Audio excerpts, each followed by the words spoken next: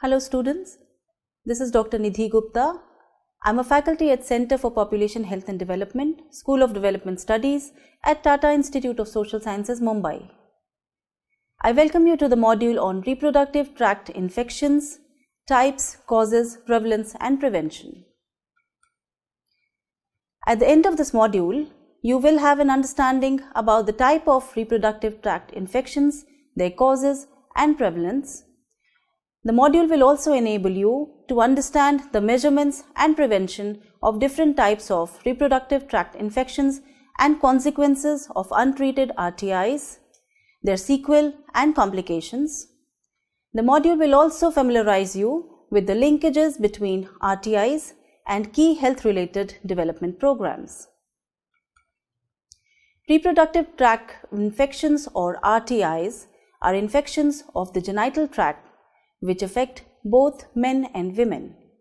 RTIs is a generic term used to cover three types of infections, which includes sexually transmitted infections like syphilis and gonorrhea, endogenous vaginal infections, and infections related to reproductive tract. Reproductive health, when viewed from a rights perspective, lays emphasis on sexual health, which should improve the personal relationship to ensure an individual free from reproductive tract infections and sexually transmitted diseases. The burden of untreated RTIs is especially heavy for women because these infections are often asymptomatic or the symptoms are not recognizable. Morbidity and mortality related to RTIs deprive the society of important contributions made by women in terms of economic, social and cultural development. Although RTIs affect women in both developing and industrialized countries, the infections and their sequelae are an especially urgent public health problem in developing countries around the world. Demographic changes in developing countries have led to a dramatic increase in the number of adolescent and young adult women and men in their most sexually active years, which translate into greater proportion of the population at risk for RTIs. The problems associated with reproductive tract infections have become even more significant in the past decade with the emergence of HIV and AIDS. Now let us look at some of the most commonly occurring RTIs in developing countries. Some of the more common bacterial infections occurring in developing countries include gonorrhea, chlamydia, syphilis, bacterial vaginosis, chancroid, etc. If we look at the protozoal infections, trichomonas is the most commonly occurring infection in developing countries. Among viral infections, most common in developing countries include HPV, that is the human papillomavirus, hepatitis B virus, herpes genitalis, herpes simplex virus, and HIV. Now let us look at the factors that affect the spread of RTIs in a population. There are various biological, behavioral, healthcare, and socioeconomic factors that determine the spread of RTIs in a population. Some of the biological factors highlighted by various studies include duration of infectivity, presence of other STDs, infectivity of particular strain of the pathogen, age and presence of cervical erosion, immunologic status and circumcision status. There are various behavioral factors which also play a role in the spread of RTIs in a population, which include rate of sexual partner change, type of sexual intercourse, anal, oral or vaginal, use of condoms and other contraceptives, patterns of sexual contact and mixing. Some of the healthcare factors include access to quality healthcare facilities, access to laboratories, facilities, and availability of appropriate treatment. There are various contextual factors also, like the socioeconomic factors that determine the spread of RTIs, which include the migration patterns, the ease of travel, level of education, religion, civic unrest, and position of women in the society. Now let us look at the types and causes of RTIs.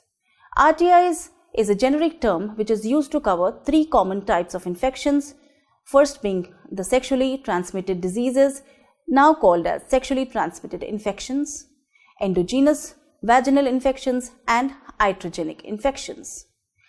RTIs may affect the upper reproductive tract, that is the uterus, fallopian tubes, or the ovaries, or the lower reproductive tract, that is the cervix, vagina, and vulva, or both upper and lower reproductive tracts. Now let us look at the types of reproductive tract infections. As we already saw that there are three types of RTIs, that is STIs, endogenous infection, and iatrogenic infections. Now let us look at each one of them in detail. The sexually transmitted infections spread from one infected person to another through sexual intercourse. Some infections may also be transmitted from mother to child during pregnancy and childbirth. Another way that these infections are passed on to the other is through sharing of blood products or tissue transfer. Some diseases caused by STIs include syphilis, AIDS, and cervical cancers.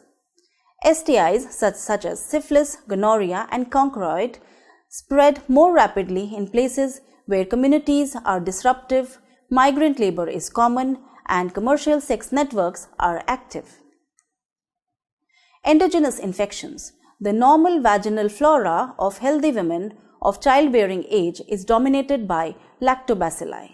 However, in the case of endogenous infections, an overgrowth of other organisms occurs that alters the pH of the vagina, hence consequently provides a suitable ecology for growth of other bacteria and fungi that causes various types of infections. Endogenous infections are common worldwide and are influenced by environmental, hygienic, hormonal, and various other factors. Now let us look at some of the endogenous infections like candidiasis. Candidiasis is caused by an overgrowth of the fungus known as Candida, which often results due to recent use of antibiotics, vaginal douching, use of progesterone containing oral contraceptive, or immune suppression. Symptoms of candidiasis include thick, curd-like discharge, vulvovaginal inflammation, and painful sexual intercourse. Bacterial vaginosis is another endogenous infection that also occurs due to an imbalance of the normal vaginal ecology and often results in an increase in the vaginal pH. Among women with bacterial vaginosis, the normal dominant lactobacilli are replaced by another type of gram-negative Rhodes bacteria.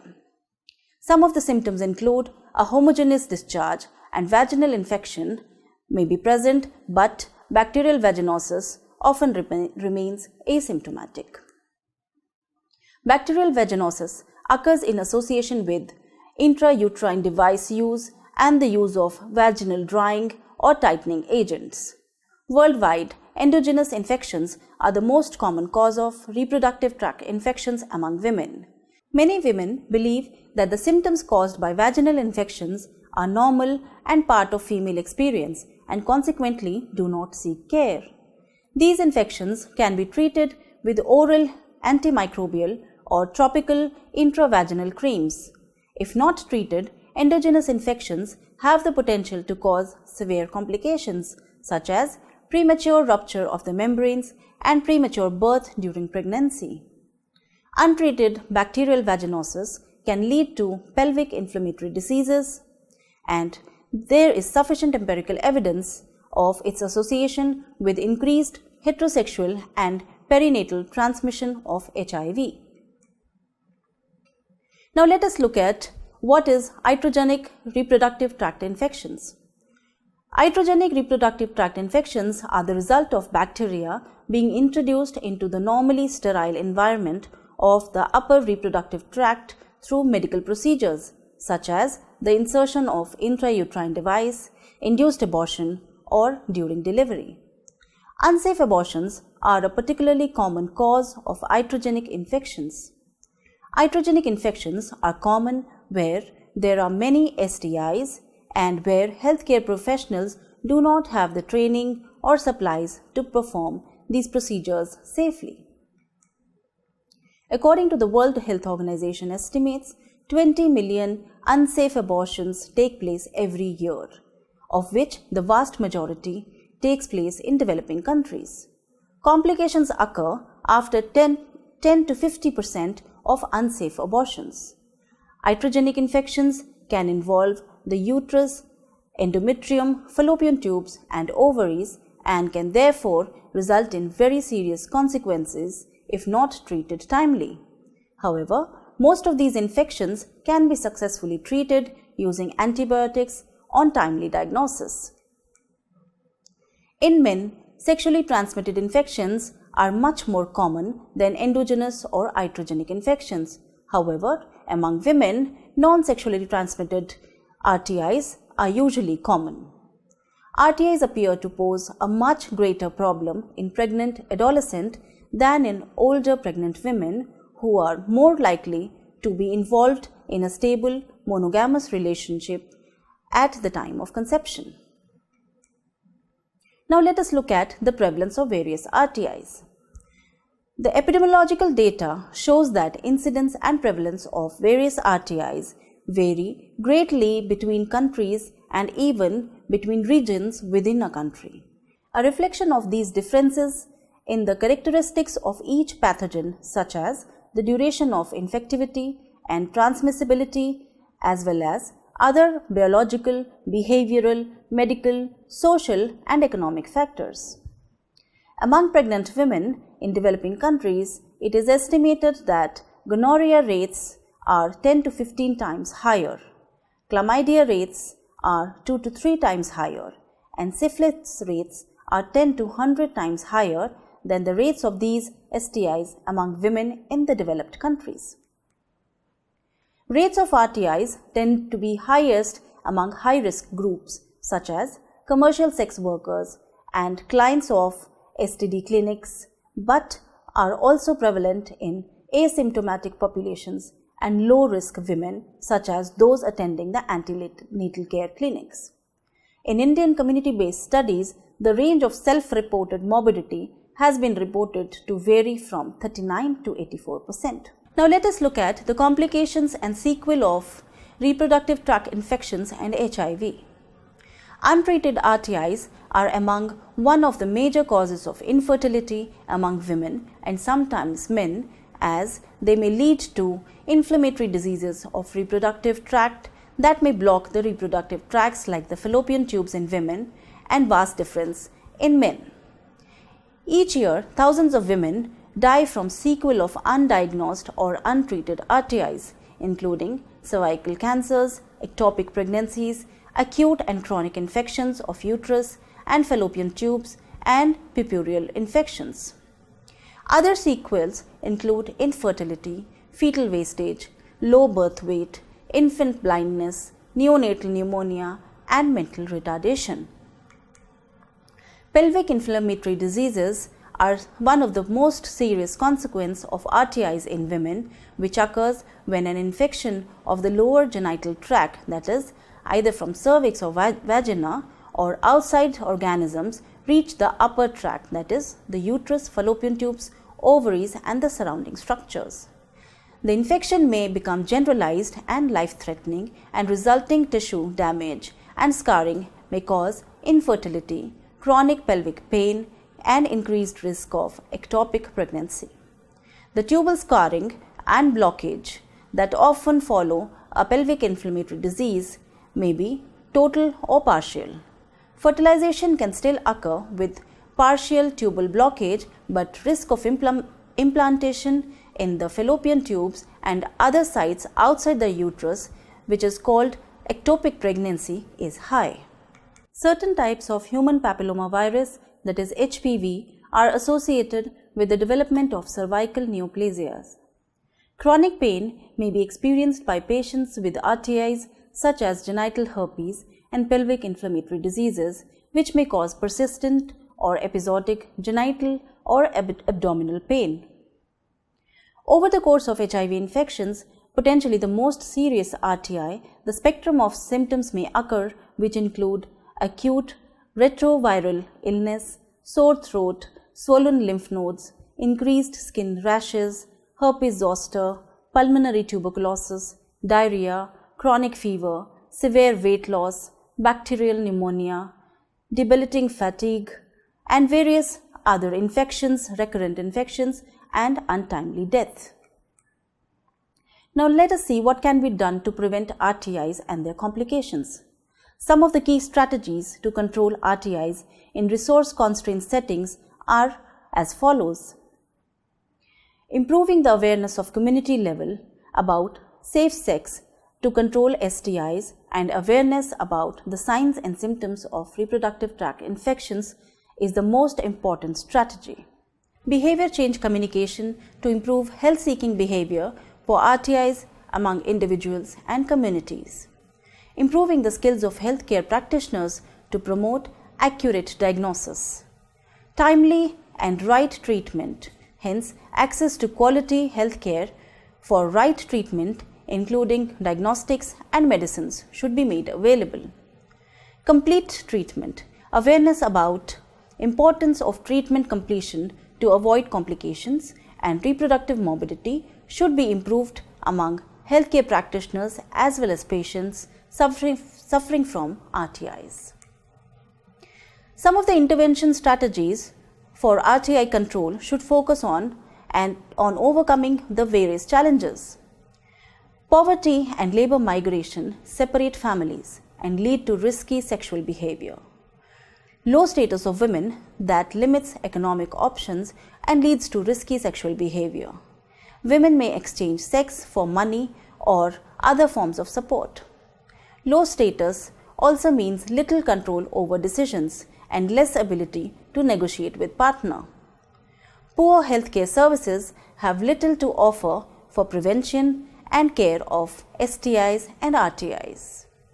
People do not have easy access to healthcare facilities.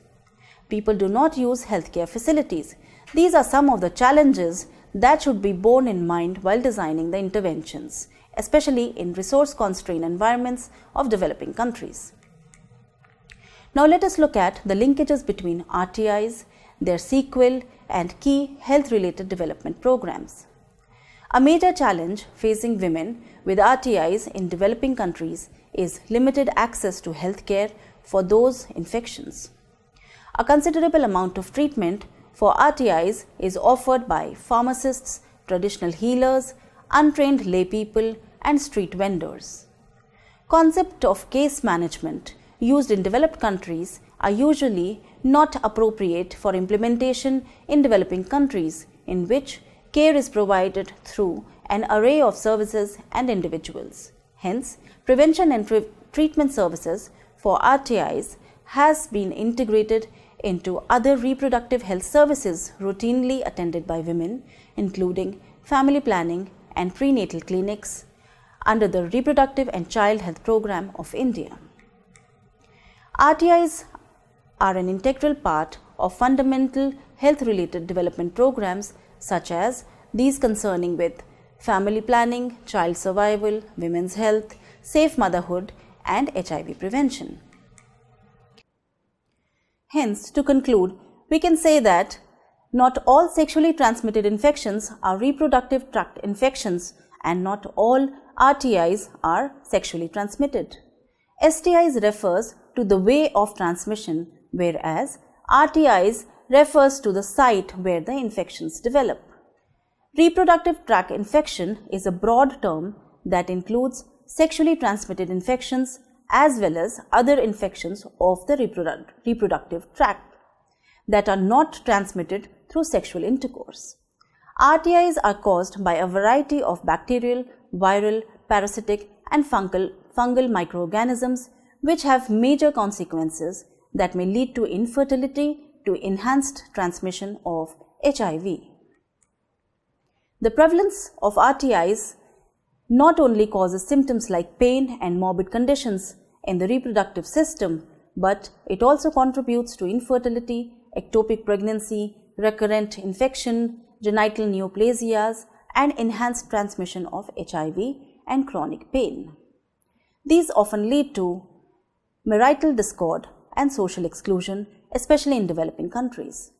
RTIs are preventable and many are treatable as well. In men, STIs are much more common than endogenous or iatrogenic infections, and among women, non-STIs are usually more common. Reproductive tract infection continues to be the major and growing public health issue in many parts of the world and are particularly widespread in resource-poor settings. Without early diagnosis and appropriate therapy, complications of RTIs severely compromise women's health, fertility and productivity, infant health and their survival, and effectiveness of family planning programs.